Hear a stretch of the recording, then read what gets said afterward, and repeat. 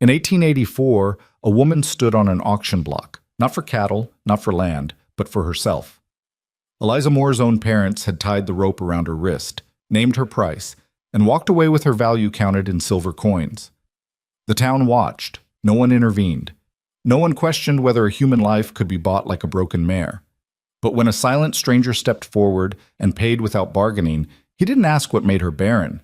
He didn't ask if she deserved better. He simply asked if she could be kind. Sometimes salvation doesn't come with conditions. Follow this story to the end. Hit that like button and comment your city so I can see how far Eliza's journey travels. The spring sun burned hot over Bannock, Wyoming territory, but Eliza Moore felt nothing but cold. She stood in the center of the town square, her wrist bound with rough hemp rope, her Sunday dress dusty at the hem from where she'd stumbled climbing onto the wooden platform. Around her the crowd had gathered, not for a hanging, though the atmosphere carried the same grim curiosity. They'd come to witness something else entirely.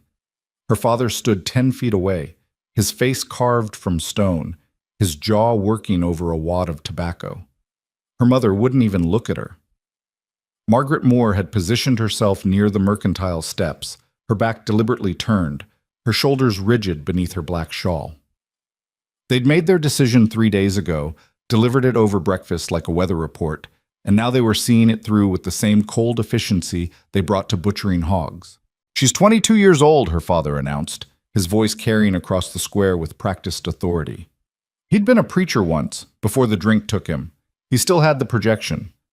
Healthy, can read and write, knows her way around a kitchen and a garden. Been examined by Doc Ferris, who will attest she's sound in body. He paused, let the crowd lean in. Though she ain't been blessed with the ability to bear children, 3 years married to Harold Perkins, God rest him, and not so much as a monthly disappointment to show for it. Eliza's fingers curled into fists. The rope bit into her wrist. She wanted to scream that Harold Perkins had been 63 years old when they married her off to him at 19, that he'd died in his sleep 18 months later with whiskey on his breath, and his hands still reaching for her in the dark. She wanted to tell them about the relief she'd felt when she woke to find him cold beside her, about the shame that came after the relief, about returning to her parents' house only to discover she'd become a burden they no longer wanted to carry. But she said nothing. She'd learned years ago that her words held no weight in this world. "We're starting the bid at $20, her father continued. "That's fair for a woman who can work. She's young enough to be useful for years yet, even if she can't give you sons. $20, the same price as a good milk cow." A man near the front laughed, Silas Crenshaw, who ran the saloon. $20 for barren goods? Hell, John, I wouldn't pay $5. What's a man supposed to do with a wife who can't breed? "Feed her less," someone called out, and the crowd rippled with ugly laughter. Eliza's face burned. She fixed her eyes on a point above the crowd's heads, on the mountains rising blue and distant beyond the false-fronted buildings. She imagined herself walking into those mountains, disappearing into the pine forests where no one would ever find her, where her worth wouldn't be measured in her womb's failures or her dead husband's complaints. "Do I hear 20?" her father pressed, ignoring the jeers. Desperation had crept into his voice now. He needed this sale. The farm was failing, the debts mounting. Eliza was the last thing of value they had left to liquidate. The crowd shuffled. A few men exchanged glances, calculating. One spat tobacco juice into the dirt and walked away. Eliza felt something crack inside her chest. Even at this price, even with her father's sales pitch, no one wanted her. Then a voice cut through the silence, quiet but clear. $20. The crowd turned. Eliza's eyes followed, landing on a man she'd never seen before. He stood at the edge of the gathering, apart from the others, his hat pulled low enough to shadow his face. Tall, broad-shouldered, wearing a canvas coat despite the heat. His boots were worn but well kept, his hands scarred from work, his beard neatly trimmed. He didn't look at the crowd. He looked directly at Eliza. Her breath caught. "20's the asking price," her father said, recovering quickly. His eyes gleamed. "Anyone willing to go higher?" The stranger's gaze never left Eliza's face. "I said 20. That's the price you named. I'm paying it." Something in his tone discouraged argument. Her father hesitated, glanced around the square as if expecting someone to outbid, then nodded sharply. Sold then. $20 for the woman. The stranger reached into his coat and pulled out a leather pouch. He crossed to where John Moore stood, counted out 20 silver dollars with methodical precision, and dropped them one by one into her father's outstretched palm. The coins clinked together, a sound Eliza would hear in her nightmares for years to come, the exact price of her unwanted life. Her father pocketed the money without counting it, then turned and walked away. Just like that. No goodbye, no blessing, no acknowledgement that he'd just sold his only daughter to a stranger. Her mother followed without a backward glance, her black shawl disappearing into the crowd. Eliza stood on the platform, her wrists still bound, watching her parents abandon her for the second time in her life. The stranger climbed the steps. Up close she could see his eyes, gray, like winter clouds, but not unkind. Deep lines bracketed his mouth. He looked to be somewhere in his mid-30s, weathered by sun and wind, the kind of man carved hard by frontier life. He reached for the rope at her wrist. She flinched. He stopped, his hand hovering. "I'm going to untie you," he said quietly. "That all right?" She nodded, not trusting her voice. His fingers worked the knot loose with surprising gentleness. The hemp fell away, leaving red marks on her skin. He coiled the rope and tossed it aside, then stepped back, giving her space. "My wagon's across the street," he said. "You're free to walk to it on your own. I won't force you." Eliza blinked. Free? Nothing about this was free. He'd bought her, paid $20 and now owned her the way he might own a horse or a plow. Whatever freedom he offered was an illusion. Still, she descended the platform steps on trembling legs. The crowd had begun to disperse, disappointed that the spectacle had ended so quickly, without drama or competing bids. A few women whispered behind their hands, their eyes following Eliza with a mixture of pity and contempt. Poor barren thing. At least someone took her off John Moore's hands. The stranger's wagon waited where he'd indicated, a sturdy farm wagon with high sides loaded with supplies, flour sacks, tools, a crate of chickens, rolls of barbed wire. 2 draft horses stood patient in their traces, their heads low, their tails switching at flies. He didn't help her climb up. He simply stood beside the wagon, waiting until she'd settled herself on the wooden bench, then walked around and took his seat beside her. He didn't sit close, left a full foot of space between them. He took up the reins. "Name's Caleb Rourke," he said. Didn't ask for hers. "We've got about 3 hours' ride ahead. There's water in the canteen behind the seat if you need it." Then he clicked to the horses and they rolled forward, leaving Bannock behind. Eliza watched the town recede, the false-fronted buildings, the church steeple, the square where she'd been sold like livestock. Everything she'd ever known disappeared into the dust behind the wagon wheels, and she felt nothing. No grief, no fear. Just a vast, empty numbness that filled her chest like floodwater. They rode in silence for the first hour. The road wound through sage flats and rocky hills, following a creek that ran low and lazy in its bed. Spring wildflowers dotted the grassland, lupine and Indian paintbrush, splashes of purple and red against the green. Under different circumstances, Eliza might have found it beautiful. "You can ask," Caleb said suddenly. He kept his eyes on the road. "I know you're wondering." "Wondering what?" Her voice came out rough from disuse. "Why I bought you." She turned to look at him properly. "Does it matter? You paid. I'm yours now. Whatever you want from me, you'll take." Something flickered across his face. Pain, maybe, or regret. "I'm not taking anything from you." "Then why?" He was quiet for a long moment, guiding the horses around a washout in the road. When he spoke again, his voice was careful, measured. "I've got 5 children at home. Their mother died 2 winters ago. Fever took her in 3 days. His jaw tightened. "I've been managing on my own, but it's not enough. They need someone who can give them what I can't. Patience, softness, the kind of care a man's hands aren't made for." Eliza's stomach turned cold. "You bought a mother for your children." "I bought help," he corrected quietly. "I'm asking you to be kind to them. That's all. I'm not asking you to love them or pretend to be something you're not. Just don't be cruel. And if I can't give them children of my own, if I can't breed you more sons..." The bitterness in her voice surprised even her. Caleb's hands tightened on the reins. I've got 5 children already. I don't need more. And I sure as hell didn't buy you for breeding. He glanced at her, and his eyes were hard now, angry. I'm not your dead husband. I'm not your father. I won't use you that way. She didn't believe him. Men always said one thing and did another. But she was too tired to argue, too wrung out from the humiliation of the morning to fight whatever came next. They rode on. The sun climbed higher, then began its slow descent toward the western mountains. The landscape changed. Fewer sage flats, more pine forests, the road climbing into foothills. Eliza saw deer watching from the tree line, a hawk circling overhead. The air grew cooler, carried the scent of pine resin and creek water. Finally, as the sun touched the mountain peaks, Caleb turned the wagon off the main road onto a narrow track that wound through a stand of aspens. The trees whispered in the breeze, their leaves flashing silver and green. Beyond them, a clearing opened up, and Eliza saw the ranch for the first time. It wasn't much. A log cabin with a stone chimney, a barn with a hayloft, a chicken coop, a small corral where 2 horses grazed. Split rail fences marked off a kitchen garden, though it looked untended, choked with weeds. Mountains rose behind the property, close enough to touch, their slopes dark with pine and aspen. But it was the children that made Eliza's breath catch. 5 of them, ranging in age from maybe 4 to 12, stood in a line outside the cabin. They'd clearly been waiting. The youngest clutched a rag doll, the oldest held a rifle loosely in one hand.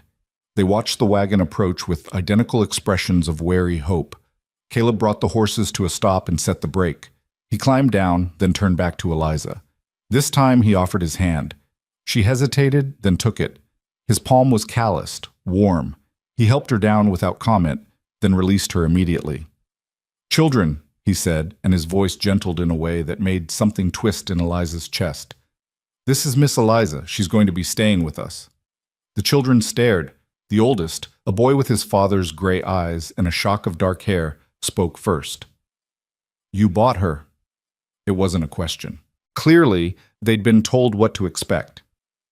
"I did," Caleb said evenly. "And you're going to treat her with respect. Understood?" "Yes, sir." The boy's gaze flicked to Eliza, assessing. "I'm Thomas. That's Mary, Samuel, Ruth, and the little one's Catherine."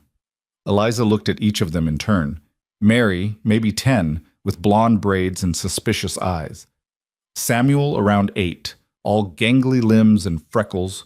Ruth, perhaps 6, hiding half behind her older sister. And Catherine, the youngest, clutching her doll and staring at Eliza like she'd seen a ghost. "Hello," Eliza said. Her voice sounded strange, too formal. These children had just watched their father bring home a purchased woman. What was she supposed to say? "You don't got to pretend," Mary said suddenly. Her chin lifted. "We know what you are." "Mary," Caleb's voice held a warning. "Well, we do," Mary insisted.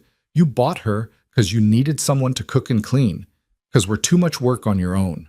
That's what you said." "I said you needed someone who could help," Caleb corrected, "and that's different from what you're implying." "She can't even have babies," Mary continued, her words coming faster now, angry. "Everyone in town knows. That's why she was so cheap." "Mary, that's enough. Mama could have babies. Mama was worth more than $20. Mama." "I said enough!" Caleb's voice cracked like a whip. Mary's face crumpled.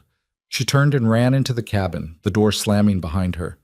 The other children stood frozen. Thomas's hand had tightened on the rifle. Samuel's eyes were wide.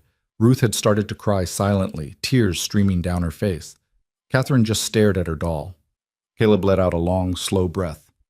"I apologize," he said to Eliza. "Mary's taken her mother's death hardest. She's been angry since you tried to replace her mother with a barren stranger," Eliza finished. The words came out sharper than she'd intended, but she was too raw to soften them. Caleb's jaw tightened, but he didn't argue. "Thomas, show Miss Eliza where she'll be sleeping. I need to put the horses up." He walked away without waiting for a response, leading the wagon horses toward the barn. Thomas shifted the rifle to his other hand. "This way," he said curtly. Eliza followed him into the cabin. The interior was dim after the brightness outside, lit only by the slanting evening sun through 2 small windows. One main room served as kitchen and living space, with a stone fireplace, a rough-hewn table, shelves lined with dishes and dry goods. Two doors led to what must be bedrooms.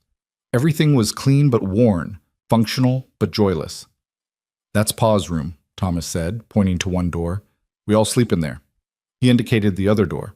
"You'll sleep in the loft." He gestured to a ladder leading up to a small space above the main room.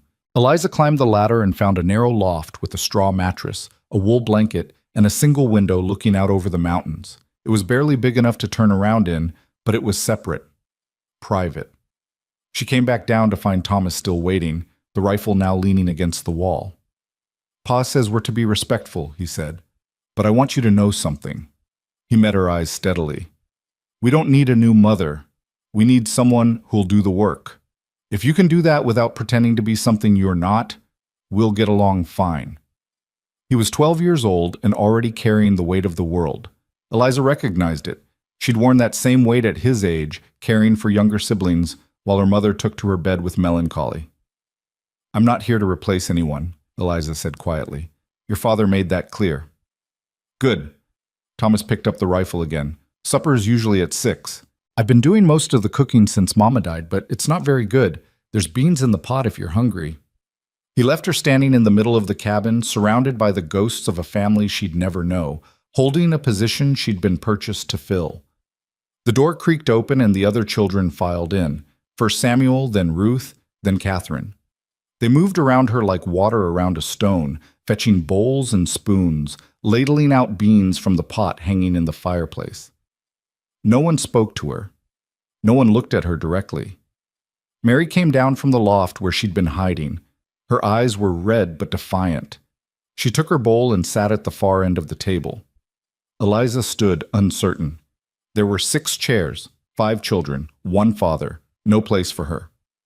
"You can sit here," Ruth whispered, pointing to a chair near the end. "Mama's chair." The other children went still. "Ruth, no," Thomas said. "But there's nowhere else." "She can sit on the bench by the window," Thomas decided. "She's not sitting in Mama's chair." So Eliza took her bowl of beans and sat on the wooden bench beneath the window, separated from the family table, and ate in silence while the children whispered among themselves, and the light faded from the sky. When Caleb came in from the barn, he surveyed the room with weary eyes. He saw Eliza on the bench, saw the empty chair at the table, saw his children's closed faces. He didn't comment, just filled his own bowl and sat down at the head of the table. "Thomas shot a rabbit this morning," he said. "We'll have meat tomorrow if you can make a stew." It took Eliza a moment to realize he was speaking to her. "I can do that," she said. "Good." He ate mechanically, barely tasting the food. "In the morning, I'll show you where everything is. The chickens need feeding at dawn. Garden needs weeding. There's mending piled in the basket by the fireplace. Ruth's dress is torn and Samuel's growing out of his pants." Eliza nodded. "Any questions?" She had 1,000 questions. Why had he really bought her? What did he expect beyond kindness? What would happen if she failed, if the children never accepted her, if she couldn't be what they needed? But she asked none of them. "No," she said. "No questions." "All right then." He finished his beans and stood. "Children, clear the table. Thomas, check the animals one more time before bed. Mary, help your sisters wash up." The children moved to obey. Caleb paused by the door, his hand on the frame, and looked back at Eliza. "I meant what I said in the wagon," he told her. "I'm not asking for anything beyond kindness, but if you can't give them even that, if this is too much, you can leave. I won't stop you." "Leave to where?" Eliza asked. "I have nothing, no money, no family, nowhere to go."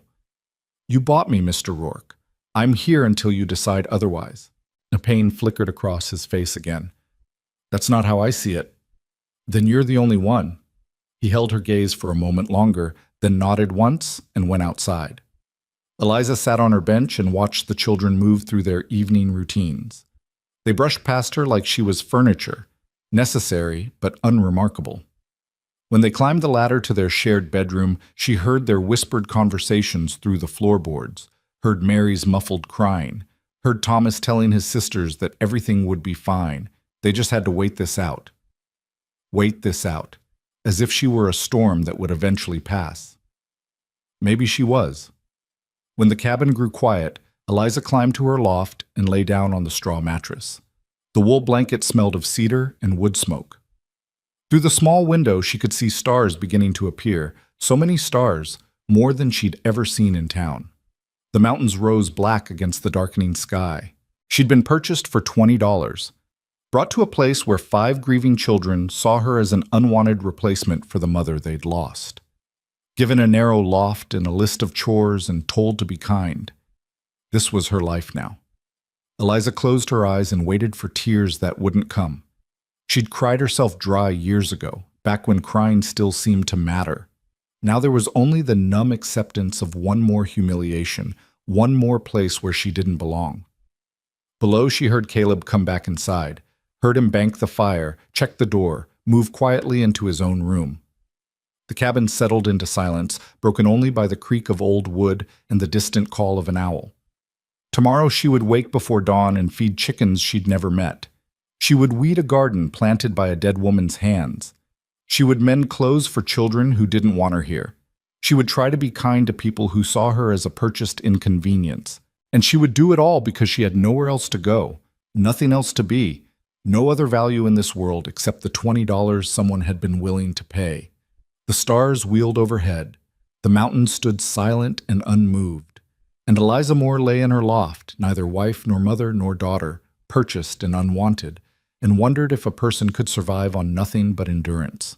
She would find out soon enough. The rooster's crow dragged Eliza from shallow sleep before the sun had fully broken over the mountains. She lay still for a moment, disoriented by the unfamiliar sounds. Wind through pine trees, the creak of the cabin settling, the soft murmur of children's voices from the room below. Then memory crashed back. The auction block. The stranger's $20. The children's hostile eyes. She pushed herself upright, her body stiff from the thin mattress. Through the loft window, the sky was turning from black to deep blue, stars fading one by one. She had no idea what time it was, only that Caleb had said the chickens needed feeding at dawn. She climbed down the ladder as quietly as she could, but the wooden rungs creaked beneath her weight. In the main room, the fire had burned down to embers. The children's door remained closed. Caleb's door stood slightly ajar, but she heard no movement from within. The bucket for chicken feed sat by the door where Thomas had pointed it out the night before. Eliza picked it up and stepped outside into air so cold it stole her breath. Frost glittered on the grass, turning the clearing silver in the pre-dawn light. Her thin dress offered no protection against the chill, but she had no shawl, no coat. Everything she'd owned had been left behind in Bannock, deemed unnecessary by parents who'd already written her out of their lives. The chicken coop stood behind the cabin, a ramshackle structure that leaned slightly to one side. Eliza approached it cautiously, unsure of what she'd find. She'd fed chickens before, back when she was a girl, but that felt like a lifetime ago. The hen stirred as she opened the wire door, clucking softly in anticipation. She scattered the feed Thomas had left in the bucket, watching the birds rush forward in a flurry of feathers. Their simple eagerness, uncomplicated by judgment or expectation, brought an unexpected tightness to her throat. "You're spreading it too thick in the middle." Eliza spun around. Thomas stood a few feet away, the rifle in his hands, his breath misting in the cold air. His eyes were shadowed, as if he hadn't slept well. "They'll fight over it that way," he continued, his tone matter-of-fact. "Better to spread it in a line so they can all reach." Eliza looked down at the clustered hens, already squabbling over the feed. "I'll remember that." Thomas nodded. "I'm going to check the trap line before school. Should be back by breakfast." He hesitated, then added, "Pa expects eggs with breakfast. The nesting boxes are inside the coop, on the left." He disappeared into the pine trees before she could respond. Eliza found the nesting boxes and collected 6 brown eggs, still warm from the hens' bodies. She cradled them carefully in her apron, a small abundance that felt almost precious in her hands. When she returned to the cabin, smoke was rising from the chimney. Someone had stoked the fire. Inside, she found Caleb standing by the hearth, feeding split logs into the flames. He'd already dressed for the day, canvas pants, a worn flannel shirt, boots laced tight. He glanced up as she entered. "Eggs," she said, holding out her apron. He nodded toward the table. There's a basket there. Mary usually makes breakfast, but if you know how to cook, I can cook. Good. He straightened, brushing bark from his hands. I'll be working the north fence line today. Need to replace posts before we bring the cattle down from the upper pasture. I'll be back by supper. He moved toward the door, then paused. The children will be expecting grid cakes and eggs. There's flour and lard in the bin, buttermilk in the cold box outside. If you need anything, Samuel knows where things are kept. Then he was gone, leaving Eliza alone in the warming cabin with 6 eggs and children who would soon wake expecting food she wasn't sure she could make the way their mother had. She found the flour bin, the lard, the buttermilk buried in snow in a wooden box outside the back door. Her hands remembered the motions even if her mind felt blank, mixing flour and lard, adding buttermilk until the batter reached the right consistency. The griddle heated over the fire. She cracked eggs into a pan, watching the whites turn opaque. The children emerged one by one, drawn by the smell of cooking. Samuel first, his hair sticking up in all directions. Then Ruth, still in her nightgown, rubbing sleep from her eyes. Catherine followed, dragging her doll. Mary came last, her face carefully blank. They took their places at the table without speaking. Eliza served them. Grid cakes stacked on plates, eggs fried until the yolks were just set. She set the food in front of them and waited. Mary cut into her grid cake, took a bite, and her expression flickered. "These are too thick. Mama made them thinner." "I'll make them thinner tomorrow," Eliza said quietly. "And the eggs are overcooked. The yolks should run." "I'll cook them less tomorrow." Mary's jaw tightened. She wanted a fight, Eliza realized. Wanted an excuse to be angry. But Eliza had nothing left to fight with, no pride left to defend. If the child needed her to be inadequate, then inadequate she would be. "It's fine, Mary," Samuel said, his mouth full. "It's good. Better than when Thomas cooks." "Thomas tries," Mary shot back. "She's just doing what Pa paid for." Ruth's eyes filled with tears. "Please don't fight." Catherine stared at her plate, her small fingers gripping her fork too tightly. The door opened and Thomas entered, a rabbit hanging from his belt, his face flushed from the cold. He took in the scene, his sisters at the table, the food, Eliza standing by the hearth, and set the rabbit on the counter without comment. "We need to leave for school in 20 minutes, he announced. "Mary, Ruth, Samuel, get your slates. Catherine's staying home." "I want to go," Catherine whispered. "You're too young. Next year." Catherine's lower lip trembled, but she didn't argue. The older children finished eating and disappeared into their room to change. Eliza cleared the plates, scraping what little remained into a bucket for the pigs she hadn't yet met. When the children emerged again, dressed for school with slates tucked under their arms, they filed past her without acknowledgement. Thomas paused at the door. "The rabbit needs skinning and gutting. There's a knife on the counter and a basin outside. You know how to dress game?" Eliza nodded. She'd learned at 14 when her father came home with deer and expected her to process them while her mother took to her bed with headaches. "Stew for supper," Thomas reminded her. Then he followed his siblings out the door. The cabin fell silent except for Catherine, who sat at the table arranging her doll's yarn hair and the crackle of the fire. Eliza looked at the rabbit on the counter, at the pile of mending, at the weeds visible through the window choking what should have been a kitchen garden. The weight of all she didn't know pressed down on her shoulders, where things were kept, how things were done, what these children needed beyond food and clean clothes. She picked up the rabbit and went outside. The work steadied her. Skinning, gutting, jointing the meat, these were tasks her hands knew. She worked efficiently, wasting nothing, setting aside the pelt to be scraped and stretched later. The morning sun climbed higher, burning off the frost. Catherine appeared at her elbow, watching with solemn eyes. "Mama used to sing when she worked," the little girl said. Eliza's hand stilled. "I don't know any songs." "Mama knew lots of songs. She sang about meadowlarks and mountains and going home." Catherine's voice was wistful. "Do you know about going home?" "No," Eliza said honestly. "I don't think I've ever had a home to sing about." Catherine considered this. "You live here now. This is your home." "Is it?" Eliza looked down at the child. "Your sister doesn't think so. Mary's mad at everyone, even at Mama for dying." Catherine leaned against the counter, her doll tucked under her chin.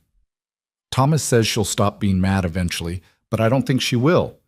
She was mad before Mama died too. Mad that Mama was sick. Mad that Pa couldn't fix it. The child's observations cut deeper than any of Mary's barbs.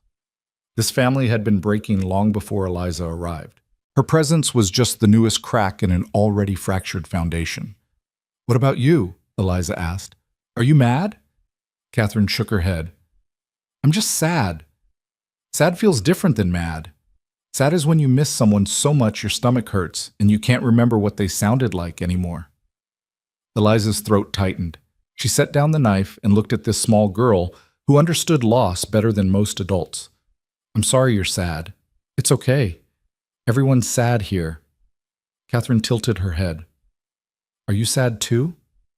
"Yes," Eliza admitted. "I think I've been sad for a very long time." "Then you fit," Catherine said simply.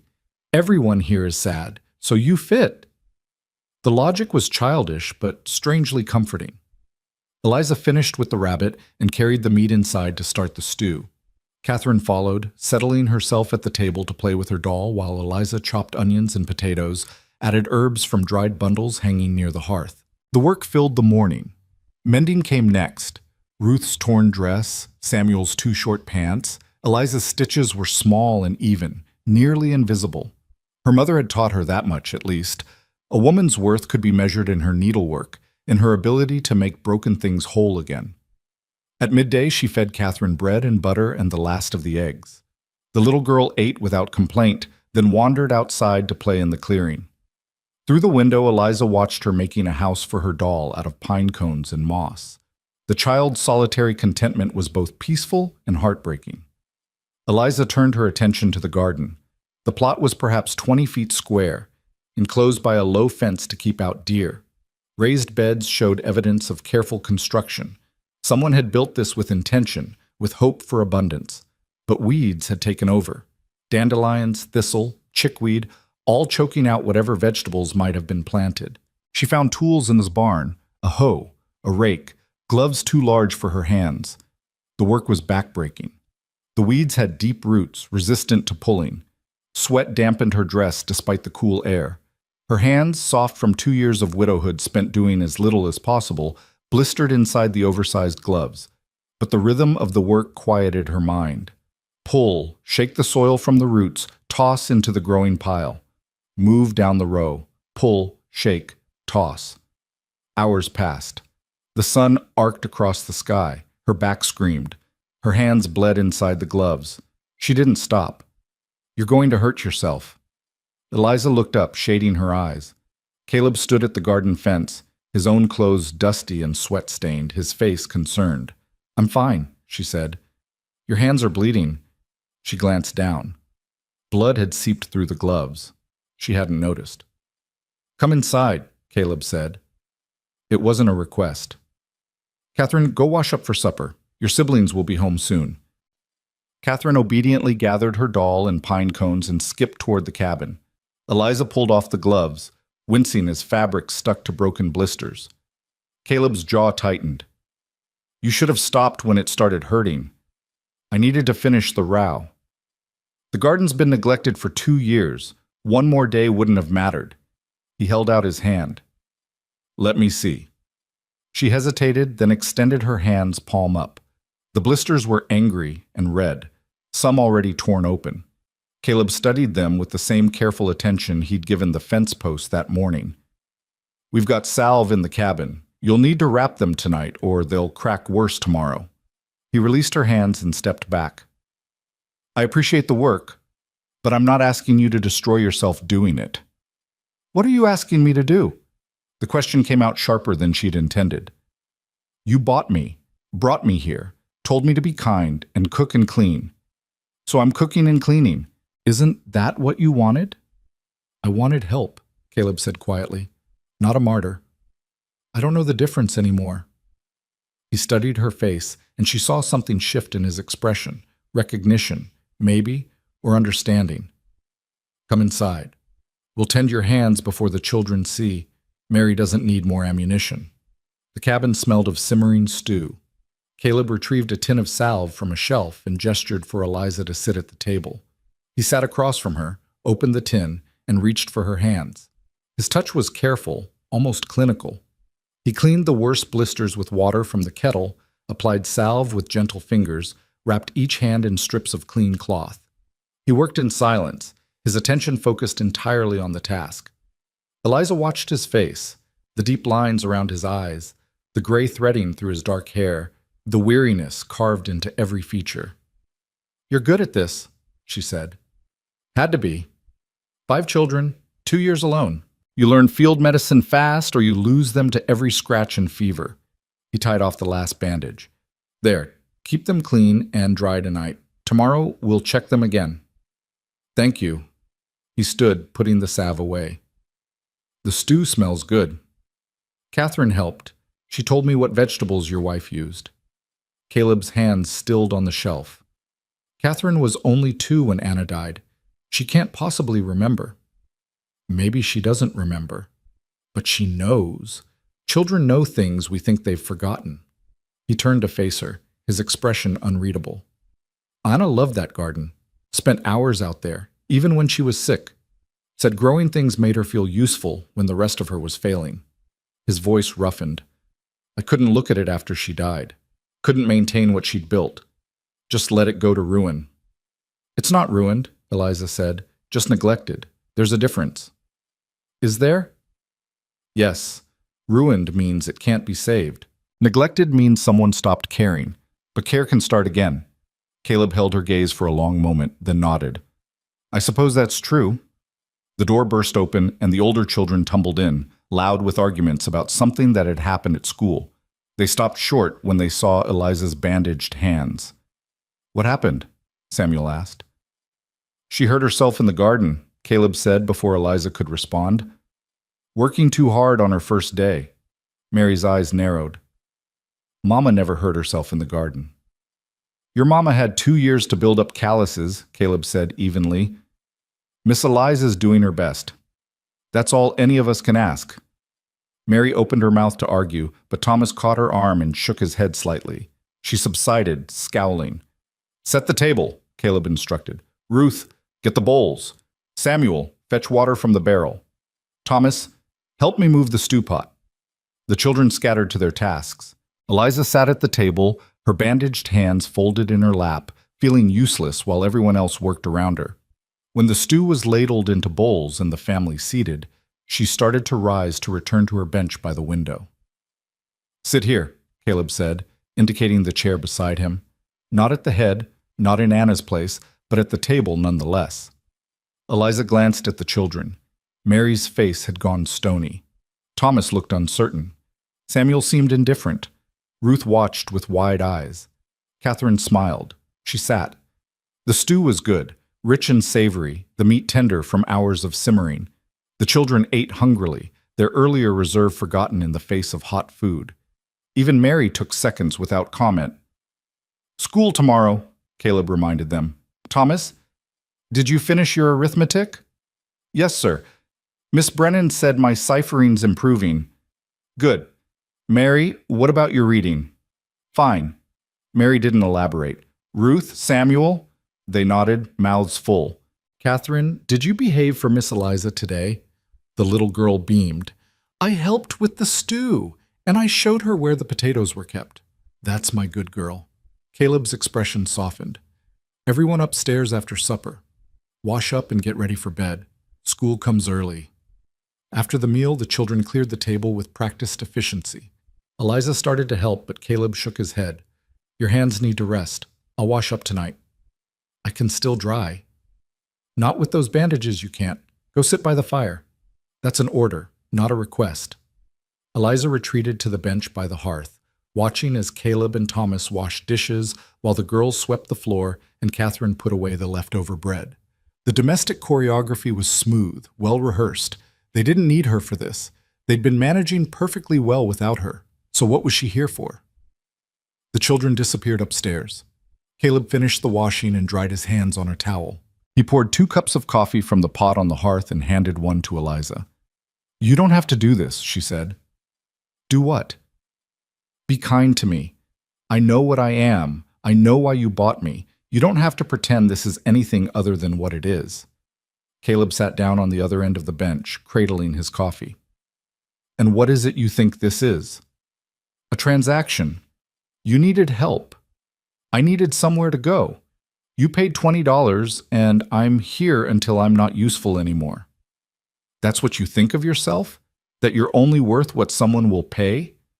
That's what everyone else thinks. Why should I be different?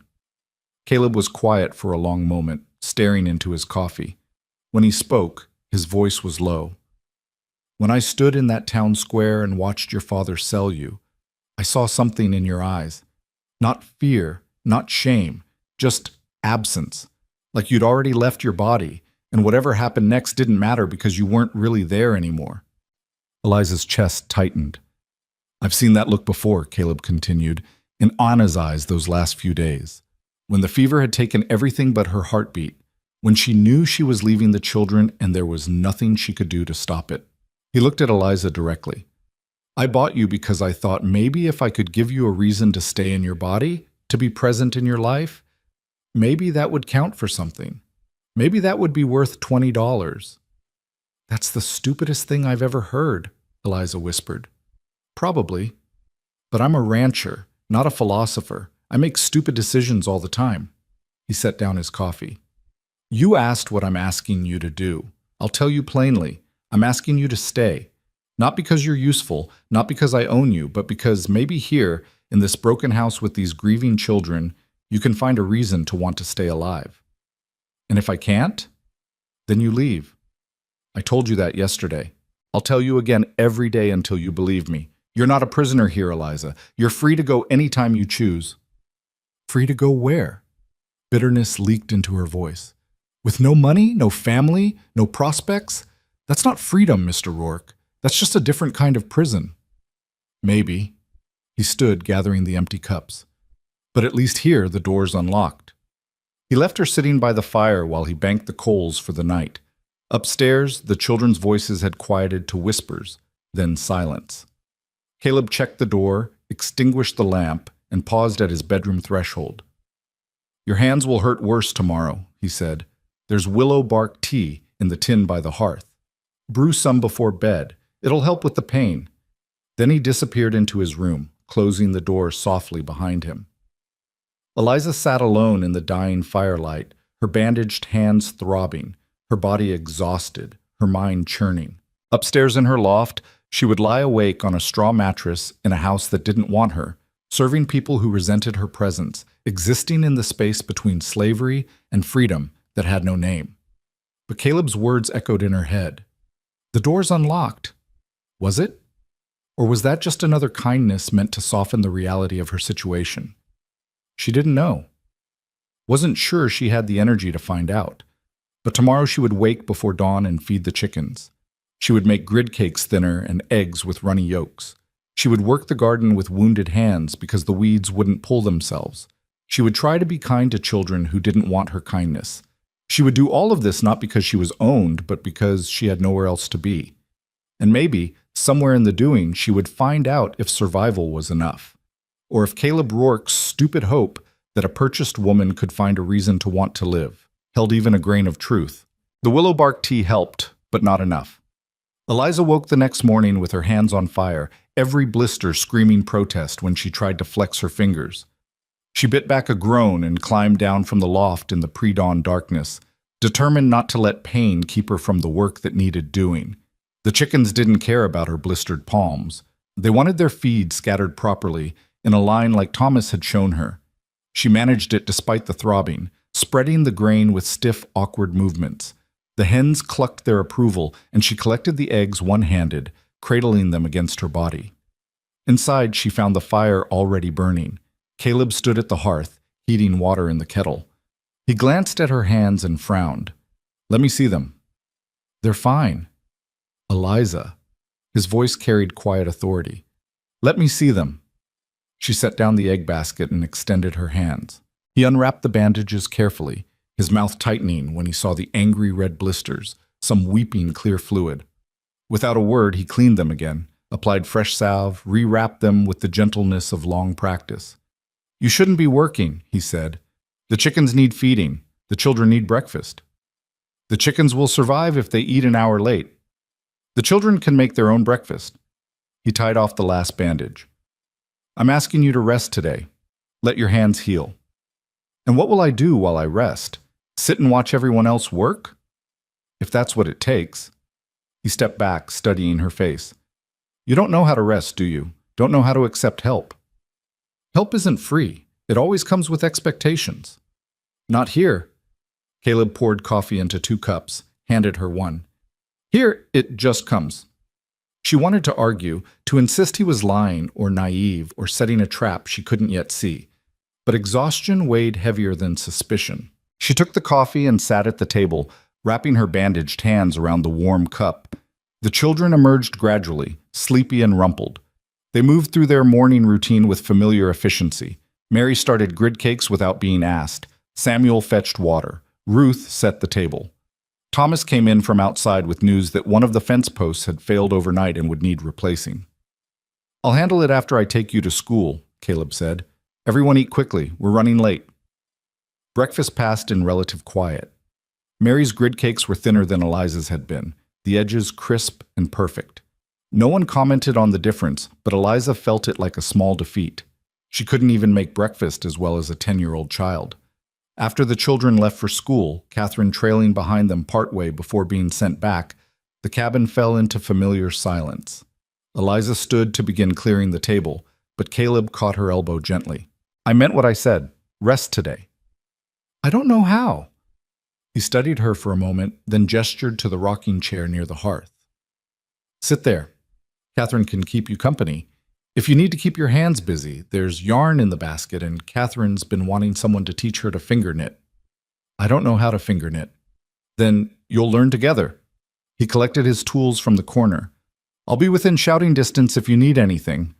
He left, and Eliza found herself sitting in the rocking chair with Catherine curled up at her feet, both of them staring at a ball of yarn like it held the secrets of the universe. Mama tried to teach me once, Catherine said softly. But she got too tired and said we'd do it another day. Then she died, and there wasn't another day. Eliza's throat tightened. I'm sorry. It's okay. You're here now. Catherine looked up with heartbreaking faith. You can teach me instead. I told you, I don't know how. Then we'll figure it out together. That's what Mama used to say when we didn't know something. We'll figure it out together, little bird. Catherine's voice caught on the endearment.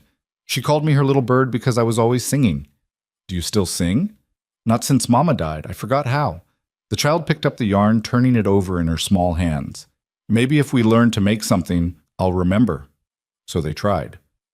Eliza's bandaged hands fumbled with the yarn, dropping loops, tangling strands. Catherine giggled at their failures, patient in the way only children can be when learning feels like play rather than obligation. They created a misshapen, lumpy chain of yarn that looked nothing like the neat finger knitting Eliza vaguely remembered seeing years ago. It's beautiful, Catherine declared, holding up their creation. We made something together. It's terrible, Eliza said, but she was smiling despite herself. Terrible things can still be beautiful if you made them with someone you like. Catherine draped the lumpy yarn chain around her doll's neck like a scarf. There. Now Dolly won't be cold. The simple acceptance in the child's words cracked something in Eliza's chest. This little girl who'd lost her mother, who carried grief like a stone in her pocket, had decided that Eliza was someone worth liking, worth making terrible, beautiful things with. Thank you, Eliza whispered. For what? For figuring it out with me. Catherine beamed and settled against Eliza's knee, content to sit in comfortable silence while the morning light grew stronger through the windows. They were still sitting there when shouting erupted from outside. Eliza bolted upright, her heart hammering. Catherine's eyes went wide. The shouting came again, men's voices, angry and slurred. Caleb's voice cut through, calm but firm, telling someone to leave. Stay here, Eliza commanded Catherine. She moved to the window and her blood turned cold. 3 men on horseback had cornered Caleb near the barn. Even from a distance, she could see their unsteady postures, smell the whiskey that carried on the wind. The one in front, a massive man with a red face and wild beard, was waving a bottle and yelling about boundaries and cattle and respect. I'm telling you politely, Garrett, Caleb said, his hands visible and empty at his sides. Your cattle got onto my land. I drove them back. That's the end of it. The end of it? Garrett swayed in his saddle. You think you can just push my property around and call it neighborly? I ought to teach you some manners. You're drunk. Come back when you're sober and we'll talk. I'll come back when I damn well please. Garrett started to dismount, stumbled, caught himself on the saddle horn. His companions laughed, equally drunk, equally dangerous in their unpredictability. Eliza's mind raced. Thomas had taken the rifle to school. She had no weapon, no way to help. But she couldn't just stand here while 3 drunk men threatened Caleb on his own land. She grabbed the cast-iron skillet from the hearth. What are you doing? Catherine whispered, frightened. Staying close to the door. If your father needs help, you can't fight them. I can make noise. Sometimes that's enough. Eliza positioned herself just inside the doorway, the skillet heavy in her bandaged hands. Stay back, Catherine. Get under the table if things get bad. Outside, Garrett had managed to dismount and was advancing on Caleb with the bottle raised like a club. Think you're better than me? Think your fancy fence posts and your mail-order whore make you respectable? Caleb's expression went deadly still. What did you call her? Your whore. Whole territory's talking about it. Caleb Rourke, so desperate he bought himself a barren woman off an auction block. $20 for something no real man would want. Oshime. Garrett spat in his dirt. That's what you are now. A joke. Just like your dead wife who couldn't even stay alive long enough to... Caleb hit him. The punch came so fast Eliza barely saw it. One moment Garrett was talking, the next he was on the ground, blood pouring from his nose, Caleb standing over him with fury carved into every line of his body. Don't, Caleb said, his voice like gravel, ever speak about my wife, or Eliza, or set foot on my land again. Garrett's companions had gone silent, suddenly sobered by violence. One of them dismounted and helped Garrett to his feet. The big man swayed, blood dripping down his beard, murder in his eyes. This isn't over, Rourke. Yes, it is. Get off my property. For a moment, Eliza thought they would rush him.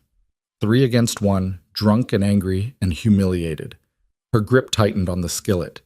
But then one of the men, younger, less drunk, caught Garrett's arm.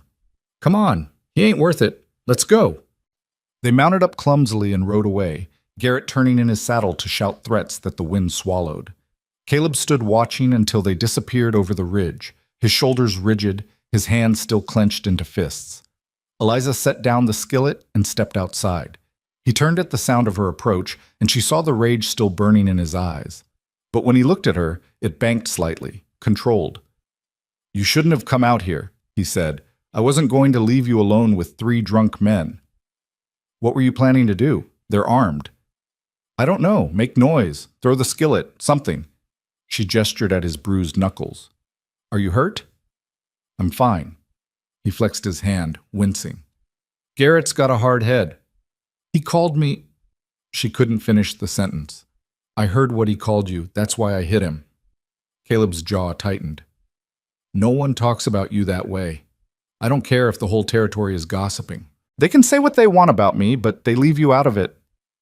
Something hot and unfamiliar rose in Eliza's chest. No one had ever defended her before. Not when Harold Perkins complained about her barrenness to anyone who'd listen. Not when her own parents discussed her failures over Sunday dinner. Not when the town whispered about what was wrong with her that she couldn't give her elderly husband the sons he'd paid for. But this stranger, this man who'd bought her for $20, had hit another man for insulting her. You didn't have to do that, she said quietly. Yes, I did. He looked at her directly. You're part of this family now, whether you believe it or not. That means I protect you, same as I protect my children. I'm not your family. I'm hired help you purchased. That's not how I see it. Then you're a fool. Probably. He started toward the barn, then paused. Come with me. I want to show you something. Confused, Eliza followed him into the shadowed interior. The barn smelled of hay and horses and leather. Caleb led her to the back wall where a row of pegs held tack and tools. He reached up and pulled down a rifle, simpler than Thomas's but well-maintained. This was Anna's, he said. She knew how to shoot. Had to, living out here. I want you to learn. I don't need... Yes, you do. He held the rifle out to her. Men like Garrett won't always come when I'm here. You need to be able to protect yourself and Catherine. I'm not asking, I'm insisting. Eliza took the rifle with her bandaged hands, feeling its unfamiliar weight. I've never shot anything in my life. Then we'll start with targets. Once your hands heal. He showed her how to hold it, where the ammunition was kept, how to check if it was loaded. His instructions were patient, thorough, the same tone he used when teaching his children. When they emerged from the barn, Catherine was standing on the porch, tears streaming down her face. I was scared, she sobbed.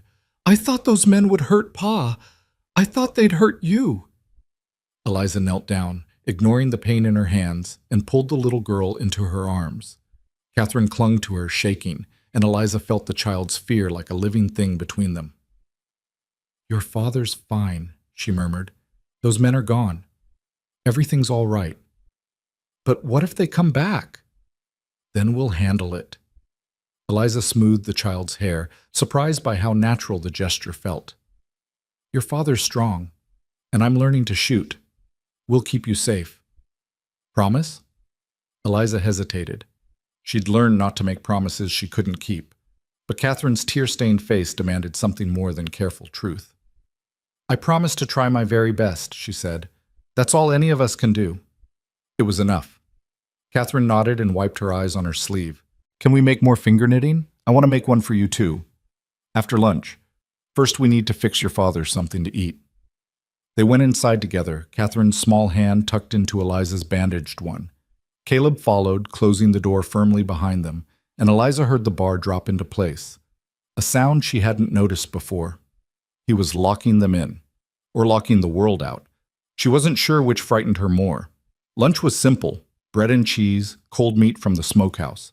Catherine chattered about the finger knitting, about a bird's nest she'd found, about anything except the frightening men who'd invaded their morning. Caleb ate in silence, his eyes distant, his bruised knuckles resting on the table. Will they come back? Eliza asked quietly. Maybe. Garrett holds grudges. Caleb set down his bread. But he won't come alone next time, and he won't come drunk. If he comes at all, it'll be with purpose. What kind of purpose? The kind that ends with lawyers or bullets? Hard to say which. He looked at her steadily. This is your chance, Eliza. If you want to leave, if this is too much, I'll take you to town tomorrow. Give you money for the stage. You can start over somewhere safer. Catherine made a small sound of distress. I don't want safer, Eliza heard herself say. Safe is what I had in Bannock, living with parents who sold me like livestock. Safe is being married to a man who blamed me for his own failures. Her voice strengthened. Maybe I don't want safe anymore. Maybe I'd rather be here, in danger, learning to shoot a rifle and making terrible finger knitting with a little girl who decided I was worth liking. Caleb's expression softened. You're sure? No, but I'm staying anyway. Catherine launched herself at Eliza, wrapping thin arms around her waist. You're staying! You're really staying! For now, Eliza cautioned. But the child wasn't listening, was already pulling her toward the yarn basket, chattering about teaching the doll to finger knit too. That afternoon, while Catherine created increasingly elaborate yarn creations, Eliza tackled the mending pile with renewed determination. Her bandaged hands made the work slow and clumsy, but she persisted.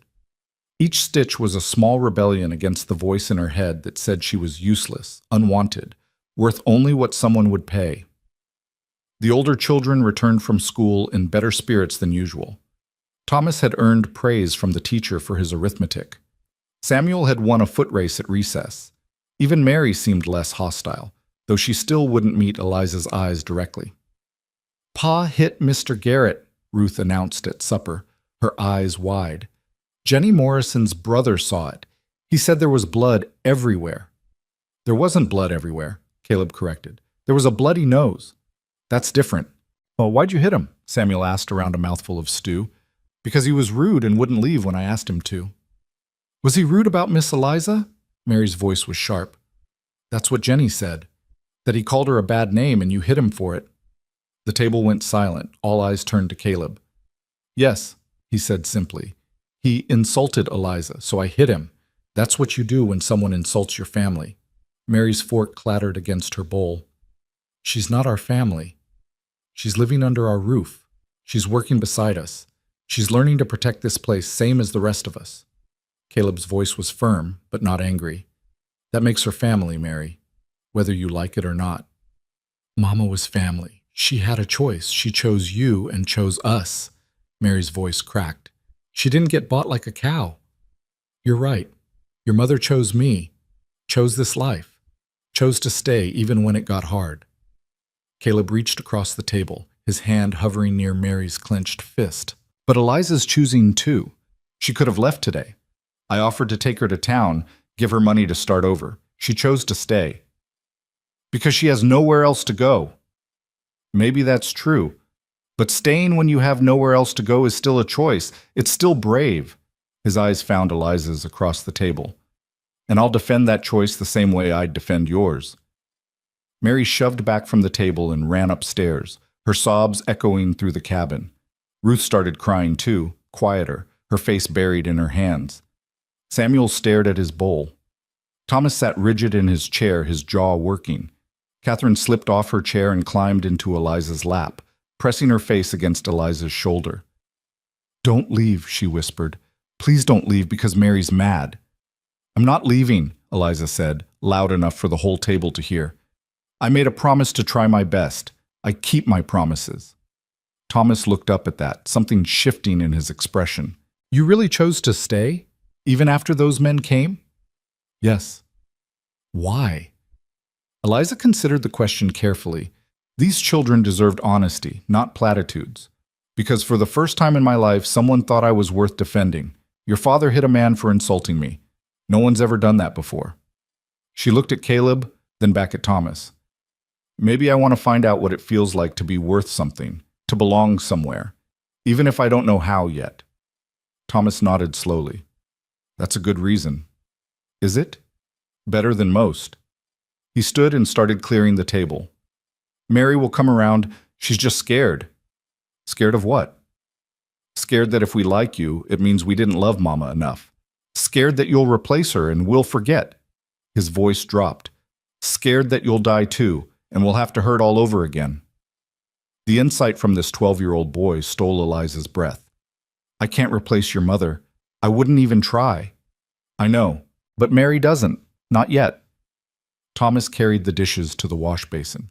"Give her time. She'll figure it out." Later, after the children had gone to bed, and Caleb had stepped outside to check the animals one last time, Eliza sat by the fire with her mending. Her hands still throbbed, but the work soothed something deeper than physical pain.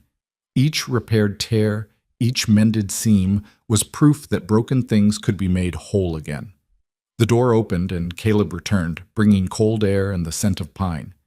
He latched the door, checked the windows, moved through the cabin with the careful vigilance of a man who knew danger could come at any time. "You should rest," he said, seeing her bent over the mending. "I've been resting all day. My hands can manage this." He sat down across from her, his elbows on his knees, his face tired. "What you said at supper, about being defended. Did you mean that?" "Yes." "But your husband never—" "Harold Perkins defended his reputation and his pride. He never defended me." Eliza kept her eyes on her stitching. "When people whispered about my barrenness, he agreed with them. Said he'd been cheated, that I'd misrepresented myself, that if he'd known I was broken, he never would have paid the bride price. He was an old fool who blamed you for his own failures." "Maybe, but he wasn't wrong. I am broken." "You're not broken." Caleb's voice was fierce. "You're wounded. There's a difference." "Is there?" "Yes. Broken can't be fixed. Wounded can heal." He gestured at the mending in her lap. "You know the difference. You've been repairing things all day." Eliza set down her needle. "What if I don't know how to heal? What if I'm too wounded for too long?" "Then you learn. Same way you're learning to shoot. Same way you learned to make finger knitting with Catherine." He leaned forward. "Eliza, I'm not asking you to be healed tomorrow. I'm not asking you to be perfect or whole or anything other than what you are right now. I'm just asking you to stay, to keep trying, to let yourself believe that maybe you're worth more than $20 in an auction block. And if I can't believe that, then believe in Catherine's laughter. Believe in Thomas's grudging respect. Believe in the fact that you chose to stay when you could have run. He stood, moving toward his room. Believe in something, Eliza, even if it's just the possibility that tomorrow might be different than today. He disappeared into his room, leaving her alone with the dying fire and the weight of his words. She finished the mending and climbed to her loft. Through the small window, stars burned cold and bright above the mountains. Somewhere out there, Garrett was nursing his bloody nose and his wounded pride, planning whatever came next. Somewhere in town, people were gossiping about Caleb Rourke's purchased woman. Somewhere in this cabin, 5 children were sleeping, their grief and hope tangled together like Catherine's lumpy finger knitting. And Eliza lay on her straw mattress, her bandaged hands folded on her chest, and tried to believe. Believe that she was worth defending, worth teaching, worth the patience Caleb showed and the faith Catherine offered, worth more than the price her father had named and the shame her husband had assigned. Tomorrow her hands would hurt less. Tomorrow she would practice shooting. Tomorrow Mary might speak to her without anger, or might not. Tomorrow Garrett might return with lawyers or bullets or nothing at all. Tomorrow held no promises except the ones she made to herself. But tonight, for the first time in longer than she could remember, Eliza Moore fell asleep without wishing she wouldn't wake up. And that, she thought, as darkness claimed her, might be the beginning of something. She didn't know what yet. Didn't trust it enough to name it hope. But it was something. And something was more than she'd had before. The something that had taken root in Eliza's chest grew stronger over the following weeks. Her hands healed, the blisters hardening into calluses that let her work without pain. Caleb taught her to shoot, starting with tin cans set on fence posts, his patient instructions transforming her awkward fumbling into something approaching competence. She would never be a sharpshooter, but she could hit what she aimed at more often than not. The garden responded to her attention. The weeds she'd cleared made room for late plantings, lettuce, radishes, herbs that would mature before the first frost. She worked the soil until her back ached and her clothes were streaked with dirt, and found unexpected peace in the mindless repetition of planting and watering and watching things grow. Catherine became her shadow, following her from chicken coop to garden to kitchen, chattering endlessly about everything and nothing. The child's trust was absolute and terrifying. She showed Eliza where the wild strawberries grew behind the barn, where Mama had hidden special stones that sparkled, where the best mud could be found for making pies. They finger-knitted until they ran out of yarn, then Caleb brought home more from town, and they started again, creating scarves and chains and shapeless creations that Catherine pronounced perfect. Ruth began to warm too, shyly offering to help with the mending, sitting close to Eliza by the fire, while her small fingers learned to make stitches neat and even. She asked quiet questions about Eliza's life before, questions Eliza answered honestly but sparingly. There was no point in burdening this gentle child with the full weight of her past. Samuel remained indifferent in the way of 8-year-old boys, neither hostile nor particularly friendly. He cared that his meals arrived on time, and his clothes were clean, and beyond that seemed content to ignore her existence. Eliza found this refreshingly uncomplicated. Thomas watched her with careful assessment, testing her competence in small ways. Could she saddle a horse properly? Could she identify poisonous plants? Could she keep a level head when the milk cow got loose?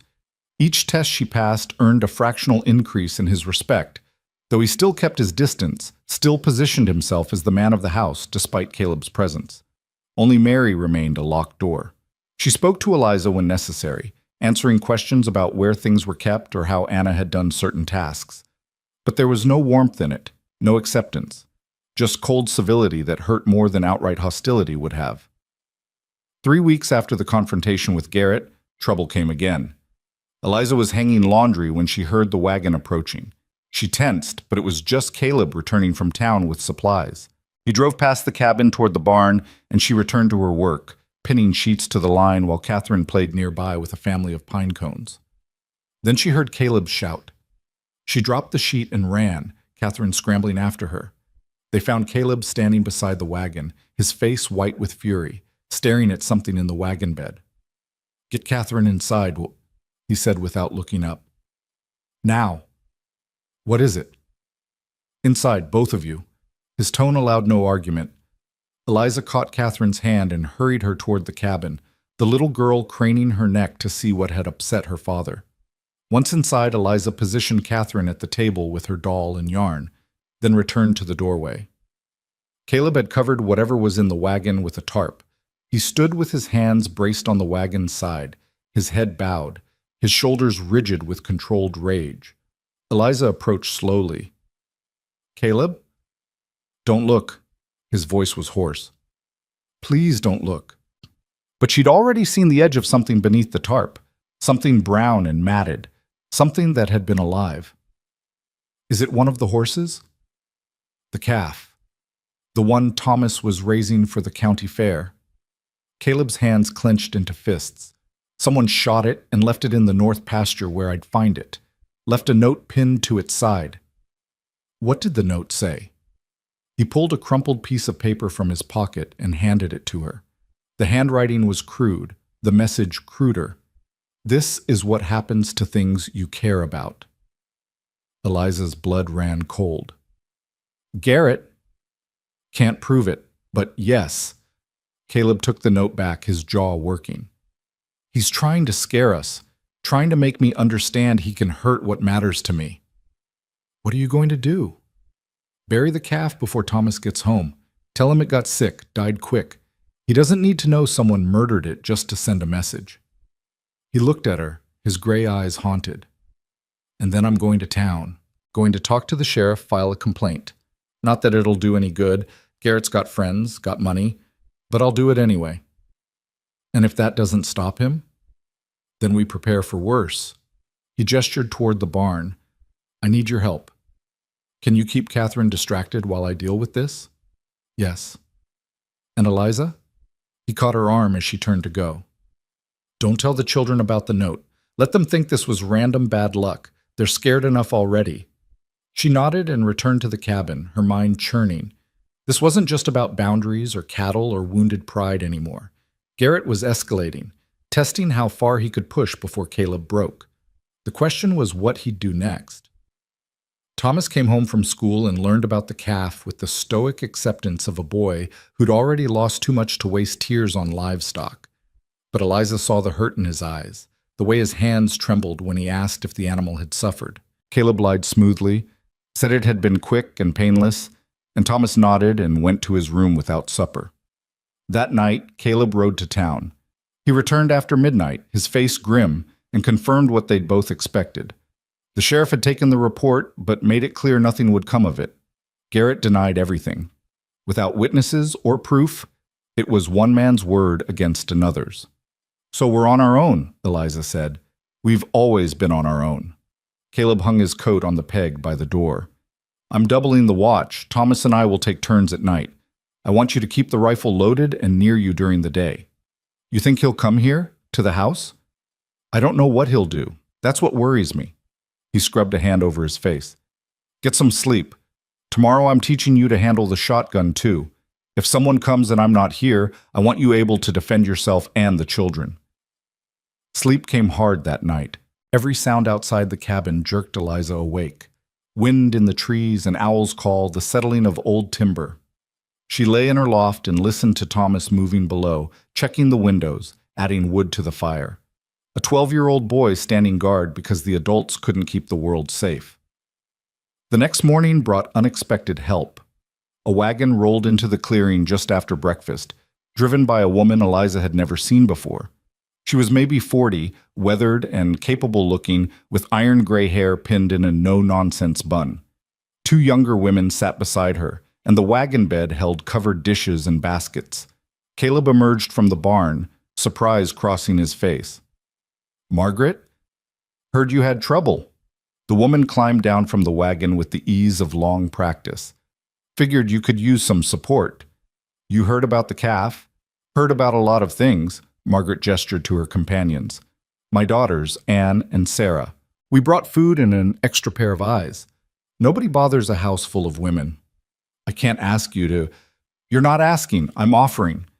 She turned to Eliza, who'd come to stand in the doorway. "You must be Eliza. I'm Margaret Brennan. My daughter teaches your children." Eliza recognized the name. Thomas had mentioned Miss Brennan with respect. "It's kind of you to come."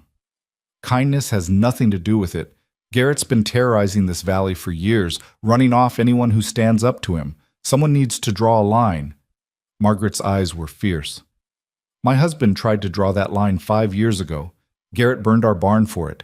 Sheriff did nothing. We rebuilt, but a lot of folks didn't. They just left." "I'm sorry," Caleb said. "Don't be sorry. Be smart." Margaret nodded toward her daughters, who were already unloading the wagon. "We're staying today, making our presence known. Let Garrett see that you've got allies. Sometimes that's enough to make a bully think twice." The day transformed into something Eliza had never experienced. Margaret and her daughters moved through the cabin with efficient purpose, bringing not just food but laughter and conversation and the simple comfort of female companionship. They admired the garden, complimented the mending, taught Catherine a new finger-knitting pattern. They asked Eliza about her life before with genuine interest rather than prurient curiosity, and when she kept her answers brief, they didn't press. Over coffee at the kitchen table, Margaret spoke bluntly. "I heard about the auction. Heard John Moore sold his own daughter like she was livestock." Eliza's hands tightened around her cup. "Yes." "What kind of father does that?" "The kind who needed money more than he needed a barren daughter." "Barren," Margaret snorted. "That's what they called me too, after I lost my third baby. Told my husband he should put me aside, find a woman who could give him sons. He told them to mind their own business, and love was worth more than breeding stock." Her eyes softened. "You got unlucky, girl. Married to an old man who couldn't father children and blamed you for his failures. That's not your shame. That's his." The words hit Eliza like a physical blow. In all the years since her marriage, no one had suggested that Harold Perkins might have been the problem. Everyone had simply assumed the fault lay with her. "How do you know?" she whispered. "Because I've lived long enough to see plenty of old men marry young girls and produce nothing but disappointment. Bodies wear out, Eliza. Men's bodies same as women's." "Your husband was 63? At that age, his seed was probably as dead as his common sense." Margaret reached across the table and squeezed Eliza's hand. "You might not be barren at all. You might just have been married to the wrong man." The possibility shook something loose in Eliza's chest. For 2 years, she'd carried the weight of failure, the certainty that something fundamental was broken inside her. But what if it wasn't? What if the failure had never been hers at all? "I don't know if that's true," she said carefully. "Neither do I. But I know you deserve better than to carry shame that doesn't belong to you." Margaret released her hand and sat back. "Now, tell me about this garden. I see you've got a good eye for spacing." They talked about plants and seasons and the best ways to preserve vegetables for winter. Anne and Sarah joined in, sharing recipes and techniques their mother had taught them. The conversation was easy, uncomplicated by judgment or expectation. For the first time since coming to the ranch, Eliza felt like she was among friends rather than strangers assessing her worth. When the children returned from school, they found the cabin full of women and food and laughter. Ruth's face lit up at the sight of the Brennan girls. Samuel made a beeline for the cookies cooling on the counter. Even Thomas relaxed slightly, reassured by adult presence that wasn't his father carrying the weight of the world. Only Mary held back, her expression suspicious. "Why are you here?" she asked Margaret. "To visit, to help, to show your father he's not alone." Margaret studied the girl with shrewd eyes. "And to make sure nobody mistakes this house for an easy target. Because of Mr. Garrett. Because of men like Mr. Garrett. Because sometimes bullies need to be reminded that their victims have friends." Mary's chin lifted. "We don't need friends. We have Pa." "Your Pa's a good man, but even good men need allies." Margaret gestured to the table. "Sit down, have some cake. Let the adults worry about the worrying." For a moment, Eliza thought Mary would refuse. But Ruth tugged her sister's hand and Sarah smiled warmly, and Mary's resistance crumbled. She sat, accepted cake, and listened while the Brennan girls talked about school and horses and the upcoming county fair. The afternoon faded into evening. Margaret showed no signs of leaving, and when Caleb returned from mending fence in the far pasture, he found his cabin transformed into something approaching a social gathering. "Margaret," he said, surprise and gratitude mixing in his voice. "I didn't expect—" "I know. That's why we came." She stood, brushing crumbs from her skirt. We'll head home now, but we'll be back, tomorrow or the day after, regular-like. So anyone watching will know this house isn't isolated. I can't ask you to put yourself at risk. You're not asking, and we're already at risk. Garrett doesn't distinguish between people who stand up to him and people who associate with people who stand up to him.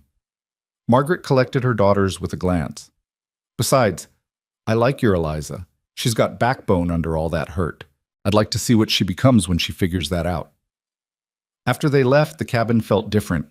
Warmer somehow, less like a fortress under siege and more like a home that held value beyond defense. The children chattered about the visit over supper. Even Mary seemed lighter, less burdened by the weight of protecting her mother's memory. That night, Eliza lay in her loft and thought about Margaret's words. Backbone under all that hurt. Was that true? Or was Margaret seeing something that didn't exist, hope where there was only hollow survival? She didn't know. But the possibility that she might be more than the sum of her failures made sleep come easier. The pattern established itself over the next week. Margaret or her daughters would arrive mid-morning, stay through afternoon, filling the cabin with presence and purpose. Other women began to join them, neighbors Eliza hadn't met, women who'd heard about Caleb's trouble and decided to show solidarity.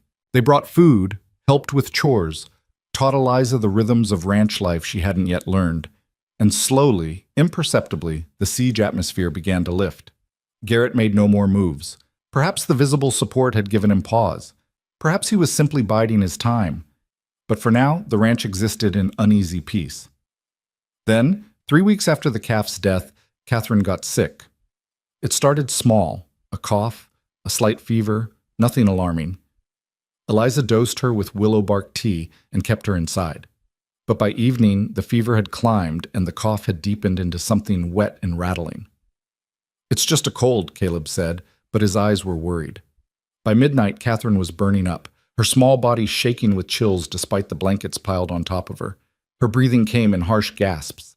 She cried for her mama, for water, for the pain in her chest to stop. Eliza sat beside her bed, sponging her forehead with cool water, while Caleb paced the cabin like a caged animal. "I'm riding for the doctor," he announced. "It's a 4-hour round trip in the dark." "I don't care, I won't lose another—" His voice broke. "I won't lose her." "Then go. I'll stay with her." Eliza met his eyes. "I won't leave her side, I promise." He left at a run, and Eliza heard the horse's hooves pounding away into the night. She turned back to Catherine, who'd started coughing again, each spasm racking her small frame. The other children gathered in the doorway, frightened and silent. "Is she going to die?" Ruth whispered. "No," Eliza said firmly, with more certainty than she felt. "She's going to be fine, but I need your help. Thomas, stoke the fire and put water on to boil. Mary, bring me all the clean cloths you can find. Samuel, Ruth, you're in charge of keeping the fire fed and the water hot. Can you do that?" They scattered to their tasks, grateful for something to do besides watch their baby sister suffer.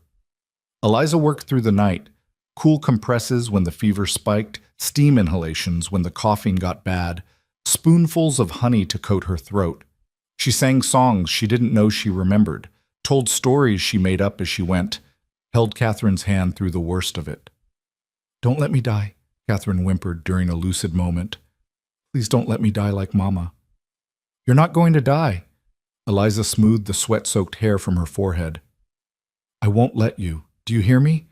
I won't let you go." "Promise?" "I promise." It was a reckless promise, a foolish promise. Death didn't honor promises. But Catherine needed to hear it, and Eliza needed to mean it, and so she said it again and again through the long dark hours while the little girl fought for breath. Dawn was breaking when Caleb returned with the doctor, a gruff older man who examined Catherine with practiced efficiency. He listened to her breathing, checked her temperature, asked questions Eliza answered while Caleb stood frozen in the doorway.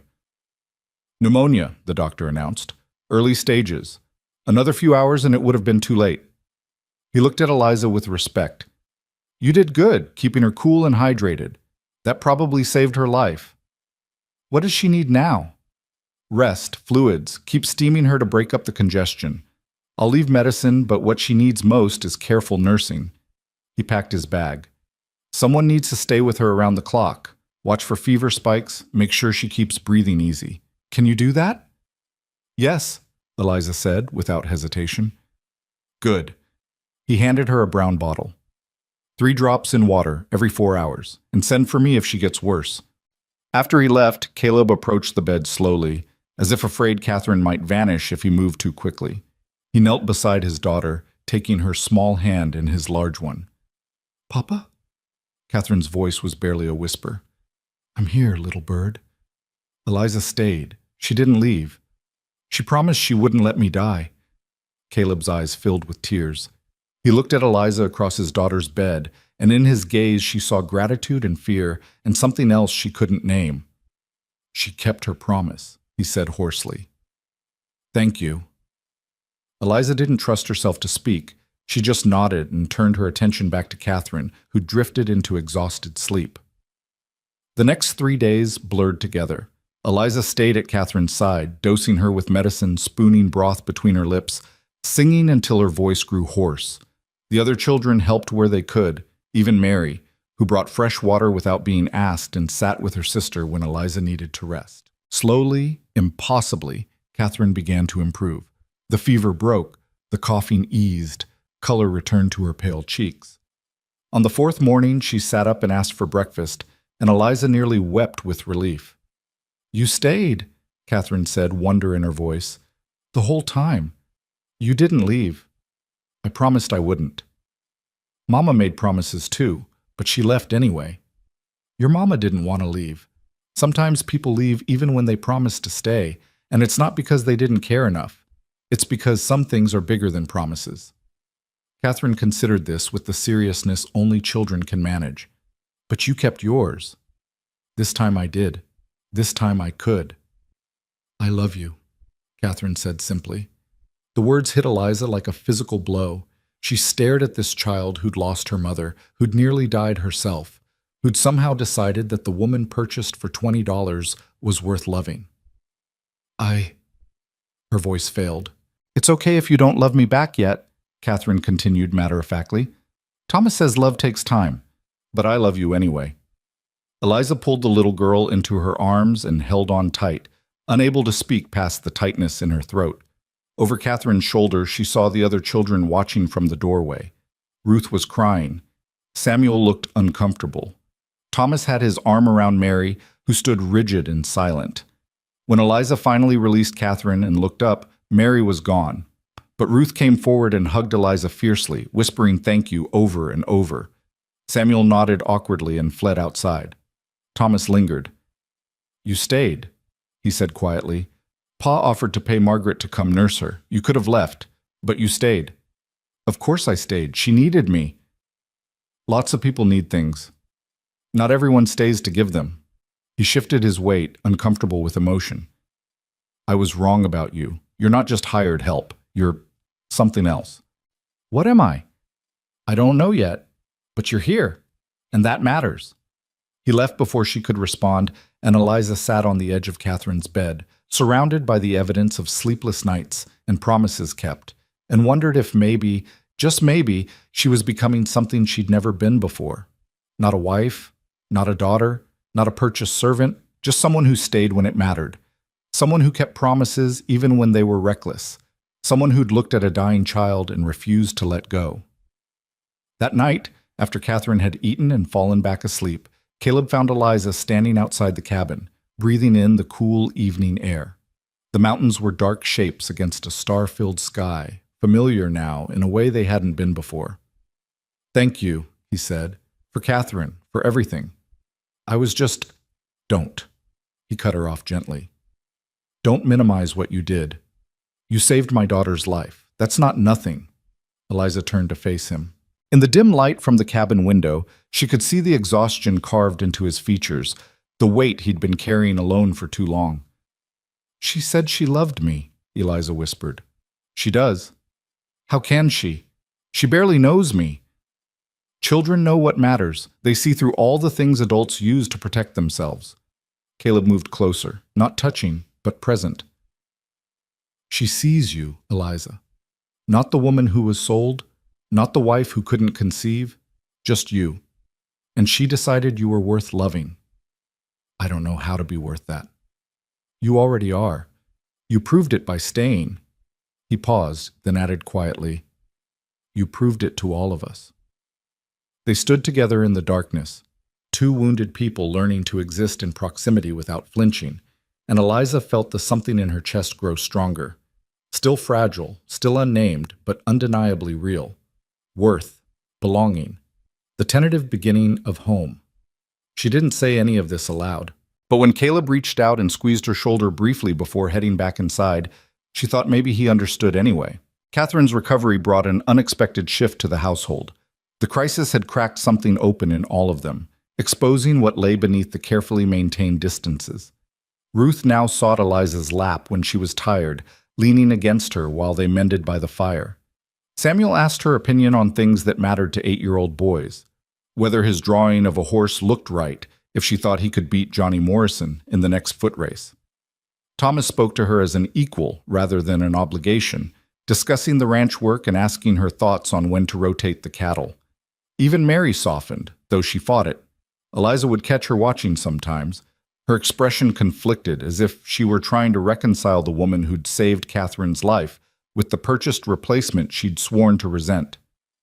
The girl still didn't call her by name, still maintained her careful distance, but the sharp edges had dulled. Summer deepened into patterns that felt almost comfortable. The garden flourished under Eliza's care, producing more vegetables than they could eat. She learned to preserve them, filling jars with pickles and relishes under Margaret's patient instruction. The older woman had become a regular presence, visiting twice a week, bringing news from town and companionship that Eliza hadn't known she needed.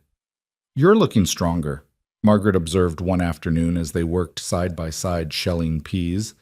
"Less like you're waiting for the other shoe to drop." "Maybe I'm just tired of waiting," Eliza said. "Good. Life's too short to spend it braced for the next blow." Margaret's hands moved efficiently through the pile of pods. "Speaking of which, heard anything more from Garrett?" "Nothing. It's been quiet. Too quiet, if you ask me. That man doesn't forget grudges." Margaret's expression darkened.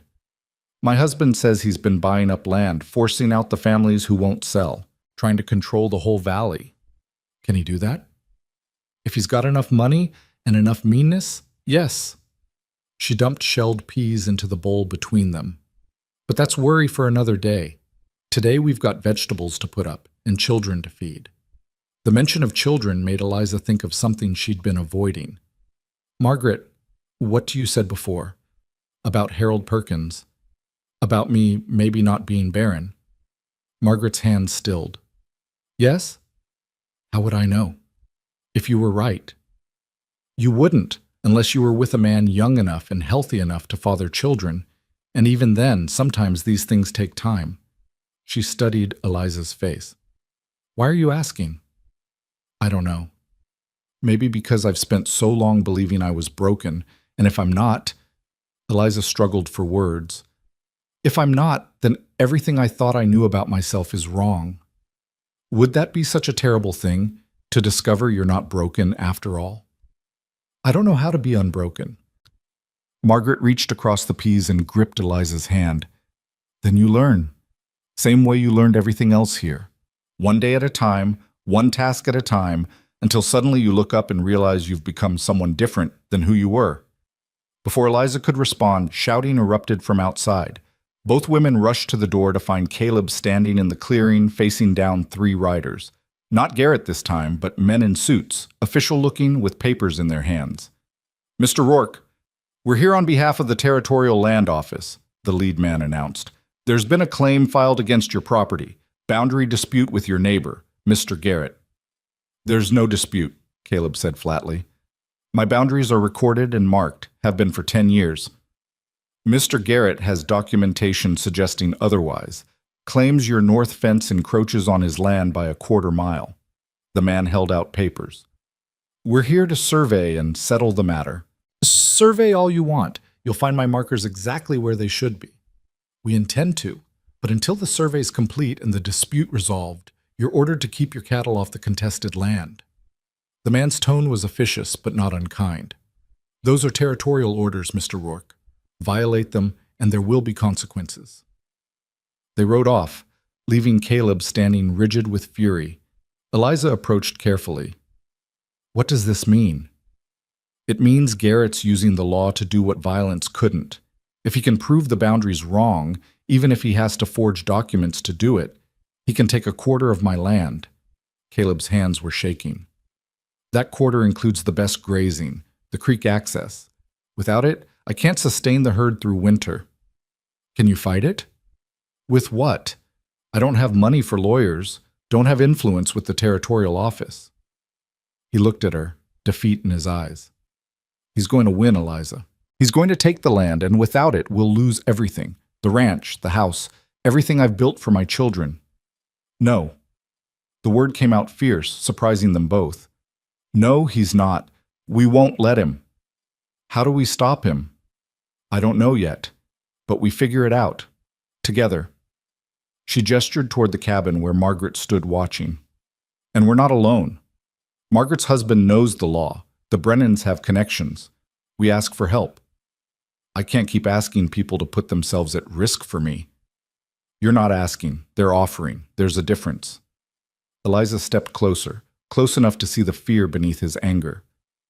You told me once that even good men need allies. Were you lying? No. Then accept the help. Swallow your pride and accept it. For your children, if not for yourself.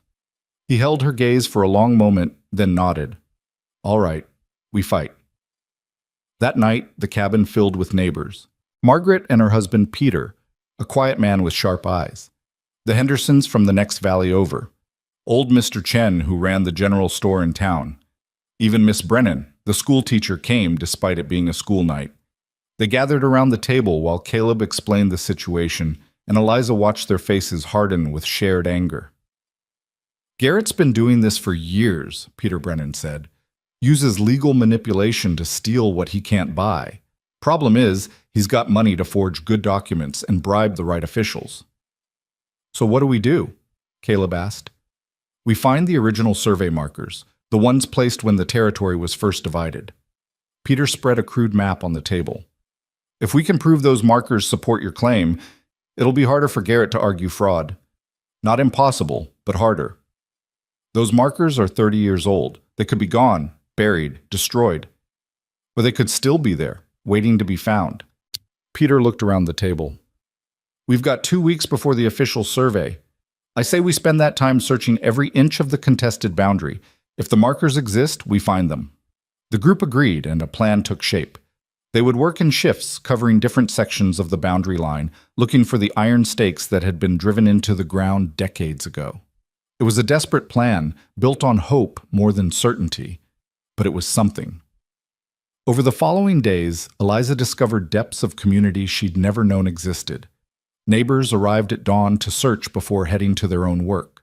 Margaret organized meals, ensuring the searchers were fed. The children helped where they could, even Mary, who seemed to understand that the ranch's survival meant her own. Eliza worked alongside Caleb, combing through brush and deadfall, probing the earth with iron rods, looking for the distinctive ring of metal on metal that would signal a buried marker. The work was backbreaking and mostly fruitless. Days passed with nothing to show but scratches and exhaustion. We're not going to find them, Caleb said one evening, his voice hollow. They're gone, if they ever existed at all. We keep looking until we run out of time, Eliza said stubbornly. We don't give up. Why do you care so much? If we lose the ranch, I'll take you to town, give you money to start over somewhere better. You'll be free of all this. She turned to face him in the fading light. I don't want to be free of this. I want this. This house, these children, this life we're building. The admission surprised her with its truth. I want to stay, Caleb. Not because I have nowhere else to go.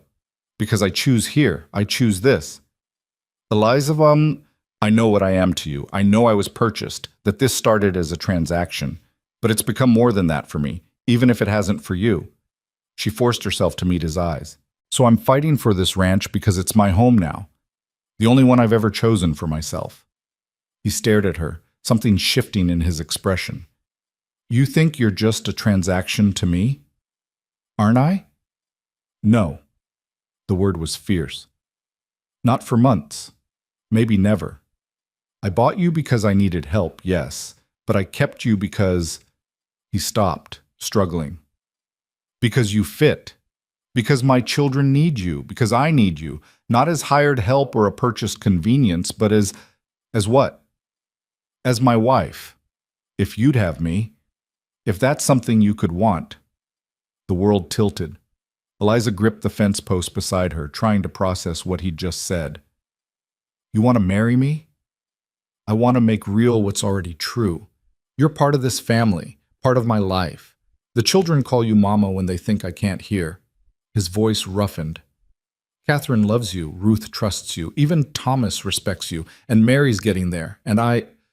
He stepped closer. I care for you, Eliza. More than I thought possible. More than I knew how to say. You don't have to marry me out of gratitude. This isn't gratitude, this is me. Asking you to stay permanently. Asking you to choose this life, this family, me, knowing exactly what you're choosing. He took her bandaged hands, callous now from honest work, in his.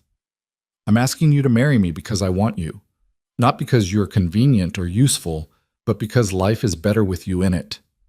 Eliza's eyes burned. I don't know how to be a wife. I failed at it before. You didn't fail. You were given an impossible situation with a man who blamed you for his own inadequacies. Caleb's grip tightened. I'm not asking you to be perfect. I'm asking you to be you. The woman who saved my daughter's life. The woman who learned to shoot to protect my family. The woman who works until her hands bleed because she refuses to give up. And if I can't give you more children, then we raise the 5 we have and call ourselves blessed. He pulled her closer. I don't need more children, Eliza. I need you. Just you. Exactly as you are. She started crying then, great gasping sobs that shook her whole body.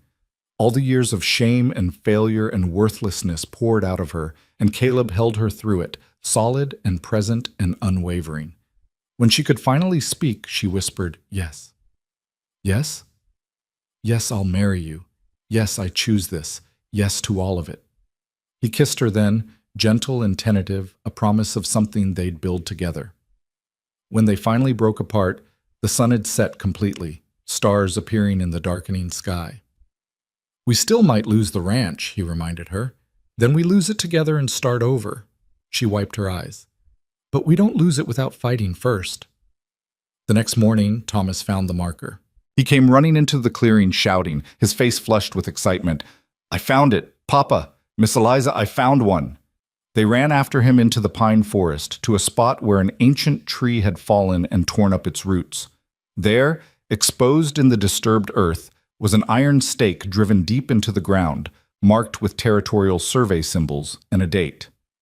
1854. Peter Brennan was summoned to verify it. He examined the stake carefully, comparing it to records he'd obtained from the territorial office, and his face split into a grin.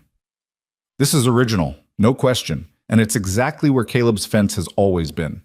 He clapped Thomas on the shoulder. You just saved your father's ranch, boy.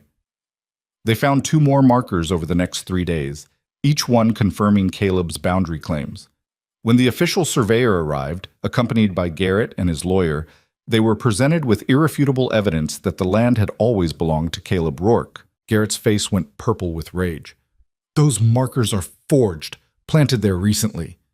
These stakes have been in the ground for 30 years, the surveyor said calmly, examining the rust and soil compaction. There's no forgery here, Mr. Garrett.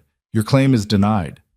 This isn't over. I'll appeal. You'll leave my property, Caleb said quietly. And you won't come back. The law's on my side now. Push this further and I'll file harassment charges. Push it even further and I'll tell the territorial office about the documents you forged to start this dispute in the first place. The surveyor's eyes narrowed. What documents? The ones claiming my fence was in the wrong place. Peter Brennan's been doing some digging. Turns out those documents don't match the original filing at the land office. Someone altered them recently. Caleb's voice was steel. I wonder who that could have been. Garrett looked between the surveyor, the lawyer, and the gathered neighbors who'd come to witness the resolution. He was trapped, and he knew it. This territory's getting too civilized anyway, he spat. Too many people thinking they matter. He wheeled his horse around. Keep your land, Rourke. It's not worth the trouble. He rode off, and Eliza felt tension drain from her body like water. It was over. Really over. The neighbors celebrated with food and drink, gathering at the ranch to mark the victory. Margaret hugged Eliza fiercely and whispered congratulations on the engagement that apparently everyone had known was coming before Eliza herself did. The children ran wild with relief and joy, even Mary, who smiled at Eliza when she thought no one was watching. As the sun set and the guests departed, Caleb found Eliza in the garden, checking the vegetables one last time before full dark. "We should set a date," he said, "for the wedding." "Soon," Eliza said. "I don't want to wait." "Neither do I." He hesitated. "There's something I need to tell you first, though, something about Anna." Eliza's stomach clenched, but she nodded for him to continue. "I loved her. I need you to know that. She was a good woman, a good mother, and I loved her deeply." He looked at the mountains, dark against the sky. "But our marriage wasn't what people thought. We were friends, more than lovers. We respected each other, built a life together, raised children. But that spark, that passion people talk about, we never had it." "Why are you telling me this?" "Because I want you to know what you're choosing. I'm not a romantic man, Eliza. I won't write you poetry or sweep you off your feet, but I will work beside you every day. I will defend you against anyone who threatens you. I will choose you again and again for as long as we both live." He turned to face her. "That's what I'm offering. Partnership, loyalty. A life built on mutual respect and growing affection. Is that enough?" Eliza thought about Harold Perkins, who'd married her for breeding stock and discarded her when she failed to produce. She thought about her parents, who'd sold her for $20 when she became inconvenient. She thought about all the ways love had been weaponized against her, turned into something that hurt rather than healed. "Yes," she said. "That's more than enough. That's everything." They were married 3 weeks later in the cabin, with Margaret serving as witness and the children gathered around. No fancy dress, no church ceremony, just simple vows spoken in the presence of the family they'd built together. When Caleb kissed his bride, Catherine cheered and Ruth cried happy tears and Thomas smiled with genuine approval. Even Mary hugged Eliza afterward, whispering, "Thank you for staying, for choosing us." The summer gave way to autumn, and autumn to the hard work of preparing for winter. Eliza worked alongside Caleb and the children, harvesting the garden's abundance, putting up preserves, readying the ranch for the cold months ahead. Her hands grew stronger, her body more capable. The nightmares that had plagued her since the auction faded, replaced by dreams of planting season and Catherine's laughter and the feeling of Caleb's arms around her in the darkness. Margaret had been right about one thing. She wasn't barren, after all. She discovered it the week before the first snow, the certain knowledge of new life growing inside her. The realization brought tears and terror in equal measure.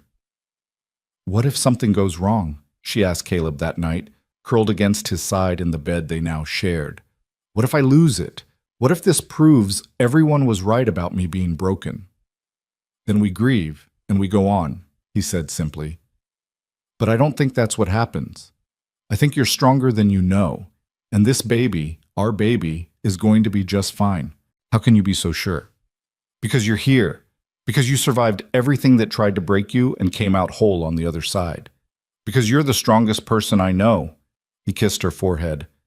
"This baby has you for a mother. That's the best start any child could ask for." Winter came hard and cold, blanketing the valley in snow, turning the world into something clean and white and new. Eliza grew round with pregnancy, and the children fussed over her with protective affection. Catherine appointed herself guardian of the baby, reading stories to Eliza's growing belly and singing songs she'd finally remembered. Mary knitted tiny blankets with fierce concentration. Ruth collected soft cloths, and Thomas built a cradle from pine wood that smelled of resin and forests. When spring returned and the baby came, a daughter with Caleb's gray eyes and Eliza's dark hair, the whole valley seemed to celebrate. Margaret served as midwife, guiding Eliza through the pain with steady competence. And when it was over, when the baby's cry filled the cabin, Eliza wept with joy and relief and the overwhelming realization that she'd done it. She'd carried life and brought it safely into the world. "What will you name her?" Caleb asked, cradling his new daughter with experienced hands. "Hope," Eliza said. Her name is Hope. The years that followed weren't easy. There was drought one summer that withered the garden and forced them to slaughter half the herd.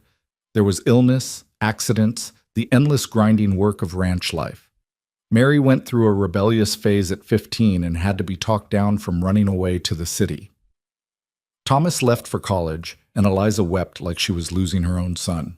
Ruth married young and moved 2 valleys over, and Samuel followed his brother to school. But through it all, the family held. Caleb and Eliza worked side by side, their partnership deepening with each shared burden in triumph. Hope grew into a bright, curious child who loved the garden as much as her mother did.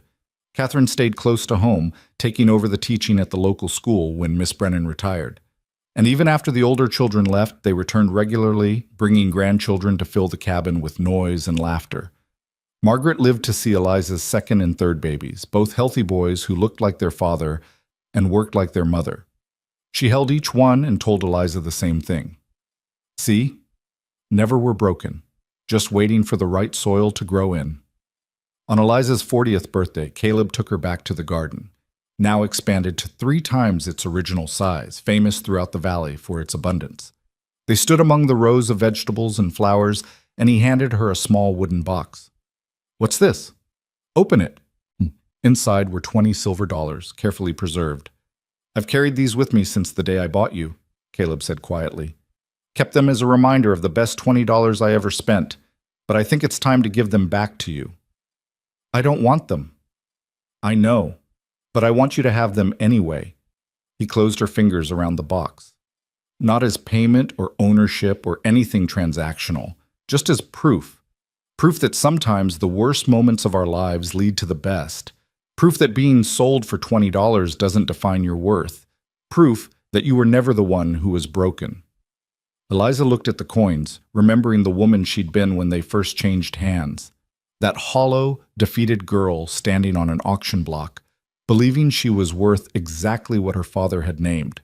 That woman was gone now, transformed by years of work and love and the radical act of choosing herself. What should I do with them? She asked. Whatever you want. Bury them in the garden. Give them to Hope for her dowry. Throw them in the creek. He smiled. They're yours now. No strings attached. She thought for a moment, then carried the box to the fence line where the original survey marker still stood, rusted but solid. She dug a small hole beside it and buried the coins there, covering them with earth and pressing down firmly.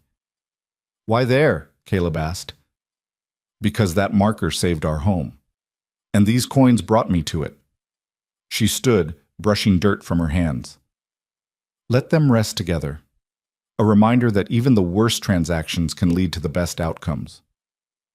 That night, lying in bed with Caleb's arm around her and Hope sleeping peacefully in the next room, Eliza thought about the journey that had brought her here. From the auction block to this life she'd built from nothing but stubborn refusal to give up.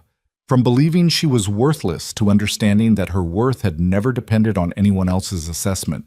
She thought about the children, all of them, biological and chosen, who taught her that family was something you built rather than something you were born into. She thought about Margaret and the other women who'd shown her what community meant. She thought about Caleb, who'd seen something worth saving in a woman everyone else had discarded. And she thought about the garden, still growing wild and strong, proof that given the right conditions and enough patience, even the most wounded things could flourish. Years later, long after Eliza and Caleb were gone, the ranch remained in the family. Hope inherited it, then passed it to her daughter, then to her daughter after that. The garden continued to thrive, generation after generation tending what Eliza had planted, and the story of how it began became family legend. They said that once, a woman was sold for $20 on an auction block, that a stranger bought her not for what she could give him, but for what she might become if given the chance, that she'd arrived broken and learned to be whole, that she'd saved children who weren't hers and built a family from choice rather than blood. They said she'd been buried beside her husband on the hill overlooking the garden, and that wildflowers grew on her grave year-round, regardless of season. They said if you stood in the garden at sunset, you could feel her presence in the wind through the vegetables, in the rich smell of earth, in the absolute certainty that this land held love stronger than shame or doubt or fear. They said she'd been worth far more than 20 silver dollars. And they were right.